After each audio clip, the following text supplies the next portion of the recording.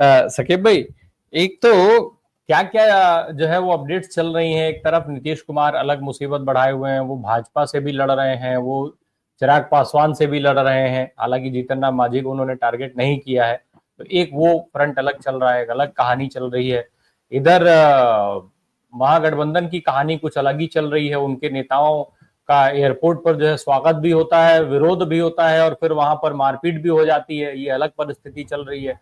उधर शैलेश कुमार साहब का एक वीडियो वायरल हो रहा है, जेडीयू की कहानी वो अलग बता रहे हैं। जेडीयू में वो तमाम जो नाम ले रहे हैं, लल्लन सिंह से लेके संजय झा तक, और वो तो कह रहे हैं कि पार्टी हाईजैक कर रहे हैं। तो भूजा पार्टी की बात कर रहे हैं कि भूजा पार्टी के जो मेंबर हैं वो सब मिलके पार्टी हाईजैक कर रहे हैं। तो क्या है, ये नेता है सब की किडनैपर?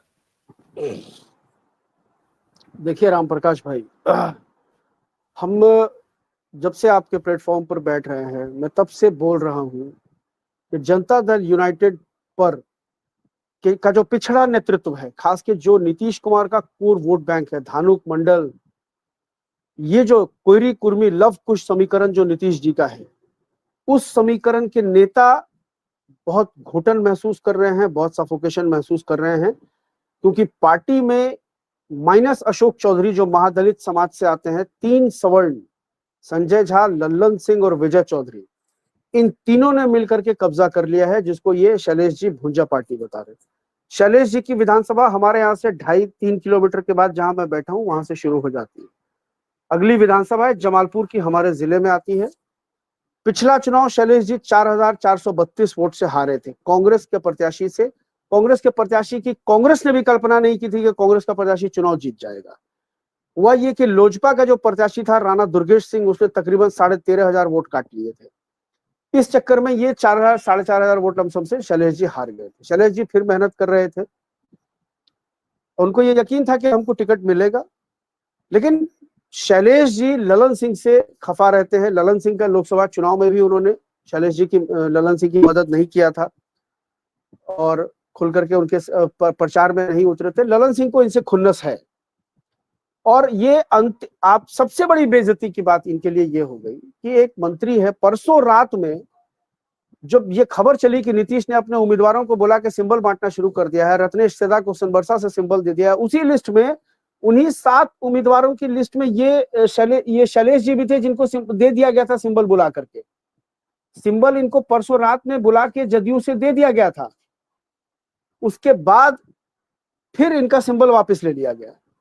और ललन सिंह के एक प्रिय पात्र हैं जो जदयू के जिला अध्यक्ष हैं अभी, उनको टिकट दिया गया। वो पूर्व सांसद हैं, ब्रह्मानंद मंडल, समाजवादी नेता थे, उनके बेटे हैं, उनको टिकट दे दिया गया।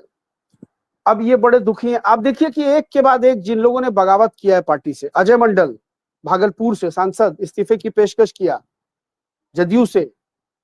शैलेश कुमार ये मंडल जाति से आते हैं, इन्होंने इस्तीफे की पेशकश की। गोपाल मंडल धरने पर बैठे रहे, पुलिस टांग के ले गई, अब कह रहे हैं हम निर्दलीय चुनाव लड़ेंगे गोपालपुर से। तो ये जो वर्ग है नीतीश जी का पिछड़ा, अति पिछड़ा कोर वोट बैंक, इसको ये लोग नुकसान पहुंचा रहे हैं। और ये मैसेज बहुत नीचे तक जा चुका है कि पिछड़ों की पार्टी, अति पिछड़ों की पार्टी, लवकुश की पार्टी को अब भूमियार और ब्राह्मण मिलकर के चला रहे हैं। इसलिए मैं पूरी जिम्मेदारी से आपको कह रहा हूं कि जनता दल यूनाइटेड का जहां पिछड़ा उम्मीदवार होगा वहां तो बहुत आक्रामक तरीके से जदयू के वोटर्स वोट करेंगे, लेकिन भाजपा के उम्मीदवार पर यही रवैया जदयू के वोटर्स का रहेगा कि नहीं रहेगा, ये कहना बड़ा मुश्किल है, क्योंकि अब ये क्लियर हो गया है कि नीतीश जी सीएम बनने नहीं जा रहे हैं। मामला गड़बड़ है, इंटरनेट कनेक्शन शायद इंटरप्ट हुआ है, क्या हुआ है? मेरी आवाज नहीं आ रही है? जी सकीब भाई का शायद हाँ जी सकीब भाई आ रही, आवाज आ रही है ना? हाँ आ गई आ गई। जी जी, नहीं मैं कह रहा हूं कि ये जो पिछड़ा नेतृत्व है, जदयू का जो पिछड़ा नेतृत्व है, वो बहुत सफोकेशन महसूस कर रहा है इनके डोमिनेंस की वजह से। आप देखिए मनीष वर्मा एकदम पूरे चित्र से गायब है। पार्टी के राष्ट्रीय महासचिव हैं, आईपीएस रिटायर्ड ब्यूरोक्रेट है, उनको लाया गया है पार्टी में, मनीष वर्मा को। और ये मैसेज मनीष वर्मा दिसंबर में एक यात्रा लेकर के नीतीश जी के कहने पर निकले थे, कार्यकर्ता समागम यात्रा। उनका उद्देश्य था कि जो समता पार्टी के पुराने कार्यकर्ता रहे हैं 25 साल 30 साल से, 2003 में जदयू के बनने से पहले से जो लोग नीतीश के साथ रहे हैं, और वो जो आज निष्क्रिय होकर बैठ गए हैं, उनको सबको उनको रीयूनाइट करके नीतीश की तरफ लाना है, जदयू में लाना है। और वो यात्रा 2-3 दिन चली, उस यात्रा का पूरा शेड्यूल बना हुआ था। और उसके बाद 2-3 दिन चलने के बाद संजय झा ने उस यात्रा को स्थगित करवा दिया, चिट्ठी निकाल दिया, प्रदेश अध्यक्ष से कहा कि आप चिट्ठी निकालिए। प्रदेश अध्यक्ष जो उमेश कुशवाहा है, उन्होंने चिट्ठी में लिखा कि कार्यकारी राष्ट्रीय अध्यक्ष संजय झा के आदेशानुसार मनीष वर्मा जी की कार्यकर्ता समागम यात्रा को तत्काल प्रभाव से स्थगित किया जाता है। यह मैसेज वहीं से क्लियर हो गया था कि मनीष वर्मा कुर्मी जाति से आते हैं, जो पिछड़ा नेतृत्व है वो अपने आप को रीयूनाइट करने की कोशिश करेगा, संजय झा वहां अड़ंगा डालेंगे। और आपने टिकट बंटवारे में तमाम चीजें देख ली, संजय झा से किस तरह नीतीश जी नाराज हुए, और वो तमाम चीजें आप देख रहे हैं। एक के बाद एक पिछड़ा, जो चाहे वो सांसद है, पूर्व मंत्री शैलेश कुमार कोई प्रखंड स्तरीय नेता नहीं है, 4 बार के विधायक है, कई विभागों के मंत्री रहे हैं, हेवीवेट नेता है, और ये निर्दलीय चुनाव लड़ने जा रहे हैं। इन्होंने एनआर कटा रखी है, परसों ही इन्होंने एनआर भी कटवा लिया था, नॉमिनेशन रसीद जो होती है वो कटवा लिया इन्होंने। अब इनको फॉर्म बी यानी जो पार्टी देती है सिंबल, वो मिलना बाकी था, वो मिल भी गया था, मिल के इनसे वापस ले लिया गया। और अब चर्चा इस बात की चल रही है राम प्रकाश भाई कि बहुत संभव है कि घंटे 2 घंटे में इनको कांग्रेस का सिंबल मिल जाए कि आप जाकर के वहां से चुनाव लड़ लीजिए, क्योंकि कांग्रेस के जो मौजूदा सिटिंग विधायक हैं उनसे लोगों के अंदर बहुत नाराजगी है। कांग्रेस एक नया चेहरा, पिछड़ा चेहरा चाहेगी कि शैलेश कुमार जैसा हेवीवेट चेहरा जो जमालपुर विधानसभा क्षेत्र में जीतने की विनेबिलिटी है उसको टिकट दिया जाए, तो संभव है कि कांग्रेस से वो टिकट आज उनको मिल जाए, कल उनका नामांकन हो जाए। हर तरफ बगावत की स्थिति, और आप देख लीजिए मशीनरी ने अपना काम करना शुरू कर दिया। अभी आपने कहा ना, भोरे के विधायक है कॉमरेड सत्यजीत पासवान नॉमिनेशन करने गए, एक मामले में उनको उठा लिया। उससे पहले दरौली के विधायक सत्यदेव राम, 20 साल कोई पुराना मामला था, ट्रेन रोकने का मामला था, उसमें जाके इनको उठा लिया। उससे पहले 2 अगस्त में अरवल के विधायक हैं महानंद सिंह, उनको 22-25 साल पहले एक मुकदमे में अरेस्ट कर लिया।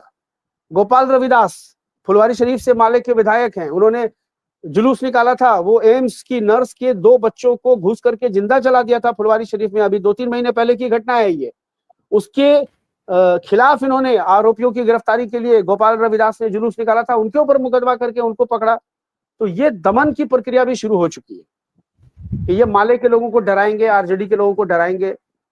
और मीडिया क्या खबरें चलाता है, और देखिए कैसे यूट्यूबर्स को भी प्लांट किया गया है। जो पटना में बैठे हुए यूट्यूबर्स हैं, जिनके व्यूअर्स अच्छे खासे हैं, जो कभी चला देते हैं कि नीतीश लालू सीएम आवास में लालू के राज में 100 बच्चे रोज किडनैप होते थे और सीएम हाउस से उसकी डीलिंग होती थी लालू जब सीएम थे, तो वो लोग ऐसी खबरें चलाते हैं। आपको मैं बता रहा हूँ, अब खबर अभी शहाबुद्दीन के बेटे को राजद ने रघुनाथपुर से जो है टिकट दिया है, ओसामा साहब को। खबर चलिए, थंबनेल लगाया है, ओसामा साहब के सामने एनडीए ने उतारा इनको, क्या निकलेगी AK-47, ये उनका थंबनेल है। मतलब शहाबुद्दीन का बेटा चुनाव लड़ रहा है तो AK-47 निकलेगा, लेकिन अनंत सिंह मोकामा में चुनाव लड़ेंगे तो AK-47 नहीं निकलेगा। गोविंदगंज में राजू तिवारी चुनाव लड़ेंगे तो AK-47 नहीं निकलेगा। ब्रह्मपुर में हुलास पांडे चुनाव लड़ेगा तो AK-47 नहीं निकलेगा, क्योंकि ये सब सवर्ण जाति के उम्मीदवार हैं और ये एनडीए से हैं, इसलिए ये बाहुबली हैं। इनको बाहुबली नहीं, ये सब स्वतंत्रता सेनानी हैं, ये सब फ्रीडम फाइटर हैं, समझ रहे हैं आप। तो ये तो गांधीवादी लोग हैं, इनके लिए 47 नहीं है। ओसामा साहब चुनाव लड़ेगा, आरजेडी से चुनाव लड़ेगा, लालटेन से, इसलिए 47 निकलेगा। तो ऐसे भी नैरेटिव बनाने की कोशिश चल रही है बिहार में, हर तरह से। और कल जो पटना एयरपोर्ट पर घटना हुई है वो कांग्रेस के लिए बहुत चिंता की बात है। जो नैरेटिव, जो मोमेंटम कांग्रेस ने वोटर अधिकार यात्रा से बनाया हुआ था, इस लेट लतीफी के कारण आज तक सीटों का बंटवारा नहीं हो पाया। फाइनली उम्मीदवारों को सिंबल दिए जा रहे हैं, चुनाव नामांकन लोग कर रहे हैं, लेकिन क्या लोग ये बात कह रहे हैं कि आप फांसीवाद से लड़ने और सामाजिक न्याय की बात करने की बात करते हैं, 2 सीट नहीं छोड़ सकते हैं।